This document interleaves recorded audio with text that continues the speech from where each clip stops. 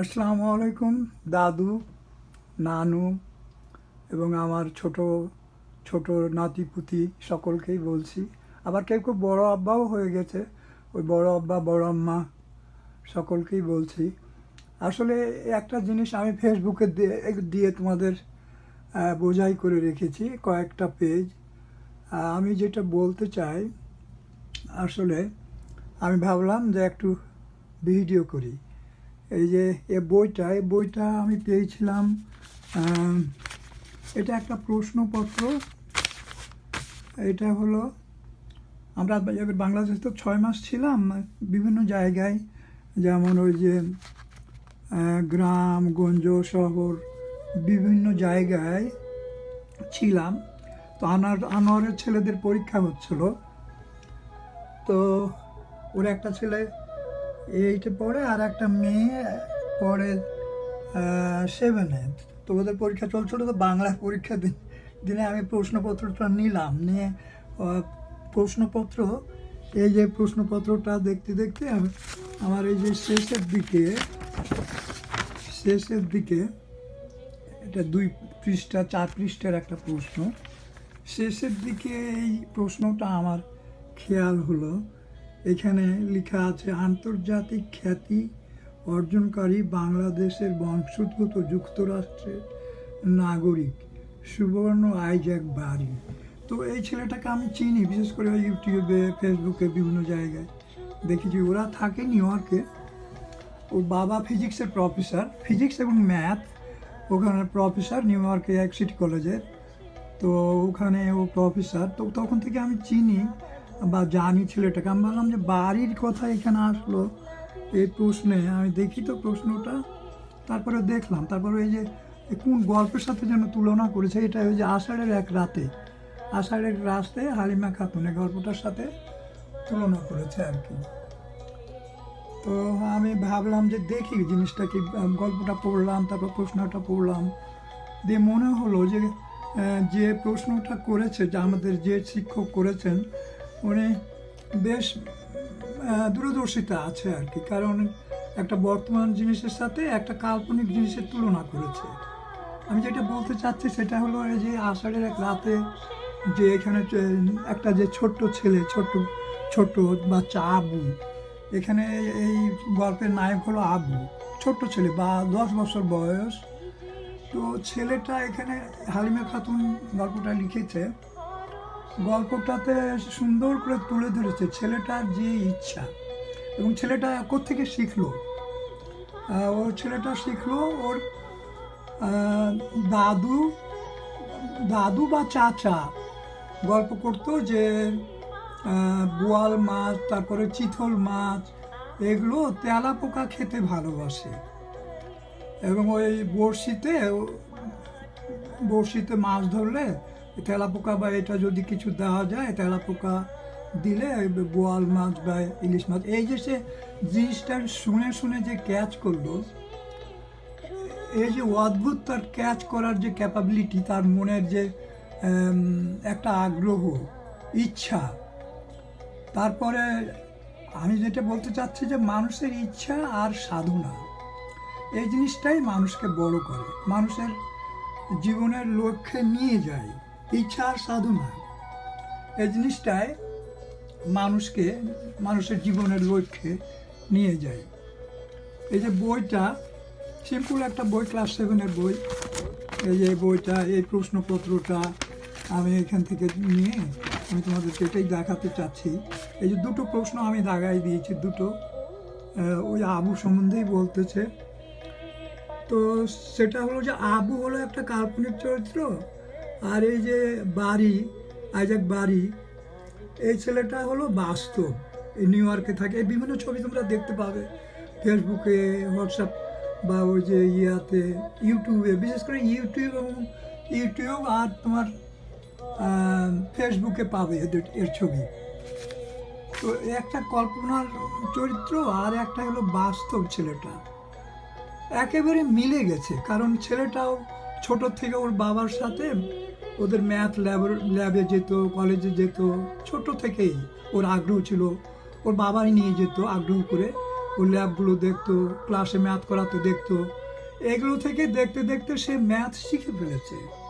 এই যে মানুষের আগ্রহ, এটা কোনো গড গিফটেড ব্রেন না, মানুষের আগ্রহ, ইচ্ছা।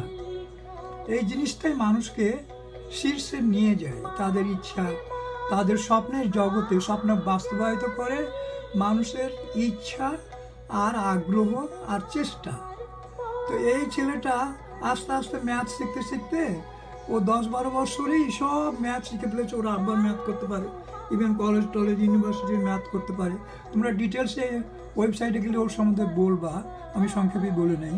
তো এই যে দুটো চরিত্র, এই দুটো চরিত্রকে আমি তুলে ধরার জন্যই এই যে সারা ফেসবুক তারপরে এই যে ইউটিউব এগুলোতে আমি দিয়েছি যে দুটো ছেলে কি সুন্দরভাবে মিলে গেছে। এবং এটা আমি জানি না কোন টিচার যে প্রশ্নটা করেছে, ওর দূরদর্শিতা আছে বুঝতে হবে, এবং সুন্দরভাবে এই জিনিসটা প্রশ্নটা করেছে।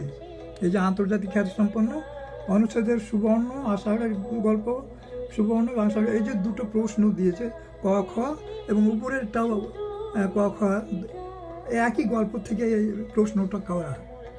তো এই প্রশ্নটা আমাকে এত ভালো লাগছে যে আমি ওদের সামনে গল্প করছি, আমি নিজে নিয়ে আসছি, বইটা আমি নিয়ে চলে আসছি। এই বইটা ওদের আর লাগে না, এখন ওই যে সিলেবাস চেঞ্জ হয়ে গেছে, যার ফলে বইটা আর কাজ হয় না। তো আমি বইটাও নিয়ে আসছি। তো আমি যেটা দেখাতে চাচ্ছি যে আমাদের এই জিনিসগুলো সবই এই যে গুগলসে পাওয়া যায়। আমি এখানে সার্চ করে এই যে গল্পটা দিলাম তোমাদের, এখানে যে গল্পটা দেওয়া আছে, গল্পটা দিলাম। তারপরে ফেসবুকের এই যে ফেসবুকের পেজ দেখো, আমার ফেসবুকের পেজটা একদম ভরে আছে। এখানে এটা দিয়েছি রেফারেন্সগুলো, তারপরে এই যে রেফারেন্সগুলো এখানে এই যে গুগল থেকে দিয়েছি আর কি, গুগল, ইউটিউব।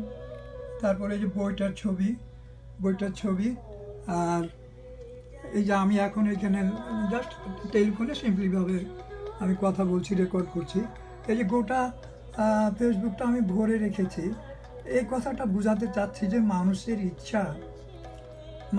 ইচ্ছা মানুষকে স্বপ্নের জগতে নিয়ে যায়।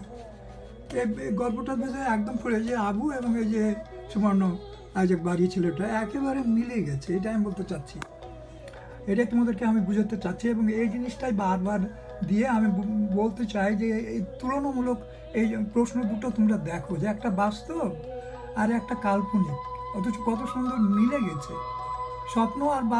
স্বপ্ন আর কল্পনা মিলে গেছে, বাস্তব রূপ নিয়েছে আর কি।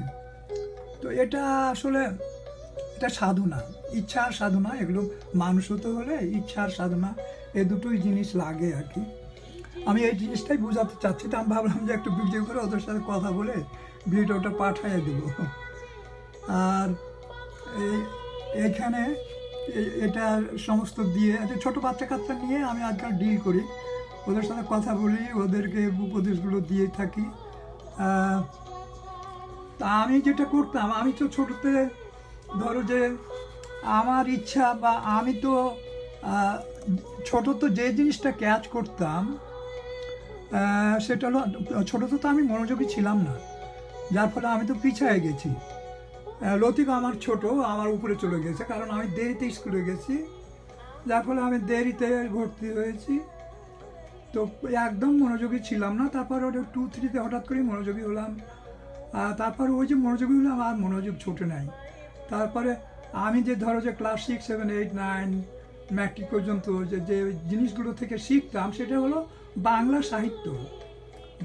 সাহিত্য থেকে এই যে ভাব সম্প্রসারণ করো, তারপরে যে রচনা লিখো, এই রচনাগুলো থেকে যেমন এম অফ লাইফ, তারপরে যে স্টুডেন্ট লাইফ, তারপরে সময়ের সদ্ব্যবহার, তোমার জীবনের উদ্দেশ্য, এই জিনিসগুলো থেকে আমি শিখতাম এবং এগুলো থেকে আমি ক্যাচ করতাম এবং এগুলোই আমার জীবনে কাজে লাগাতাম।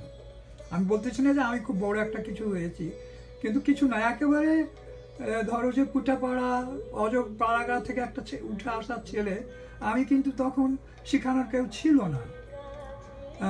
ধরো যে বাবা মা তো গরিবে থাকতো, লেখাপড়া জানতো না। আমি তখন ওই রচনা থেকে, বাংলা সাহিত্যগুলো, গল্প থেকে শিখতাম। ওখান থেকে আমার এম অফ লাইফ, কীভাবে সময়ের সদ্ব্যবহার করবো, কীভাবে বড় হতে হবে, কীভাবে মানুষ হতে হবে, কীভাবে কাজগুলো করতে হবে, সময়ের সদ্ব্যবহার করতে হবে, মাতা পিতা টিচারদের কর্তব্য, এগুলো ওই যে রচনা বই থেকে শিখতাম, বাংলা বিশেষ করে বাংলা সাহিত্য থেকে শিখতাম। তো আমি যে শেষে বলছি, অনেক বড় হয়ে যাচ্ছে ভিডিও, তো আমি যেটা বলতে চাচ্ছি সেটা হলো মানুষের ইচ্ছা আর মানুষের সাধনা মানুষের কল্পনার জগৎ, স্বপ্নের জগতে নিয়ে যায়। এটা দেরি হতে পারে, পথ তোমার ভিন্ন হতে পারে। এক পথে যেতে চাচ্ছিলা, সেটা হলো না, অন্য পথে যাই। ডাক্তারি পড়তে চাচ্ছিলা, হলো না, নার্সিং পড়লা বা ইঞ্জিনিয়ারিং পড়লা বা ডিপ্লোমা পড়লা, কিন্তু ঘুরে ফিরে তোমার জীবনের লক্ষ্য পৌঁছবা, এটা শিওর, যদি ইচ্ছা আর সাধনা থাকে। এটাই আমি বলছি দাদু, নানু, সবাইকেই বলছি, আমার ছোট ছোট আম্মু, আব্বু, সবাইকেই বলছি, ছোট বাচ্চাগুলো ক্লাস 9, 10, কেবল কেউ কেউ কলেজেও আছে, তাদেরকে বলছি যে মানুষের ইচ্ছা, তোমার পথ বাঁকা হতে পারে।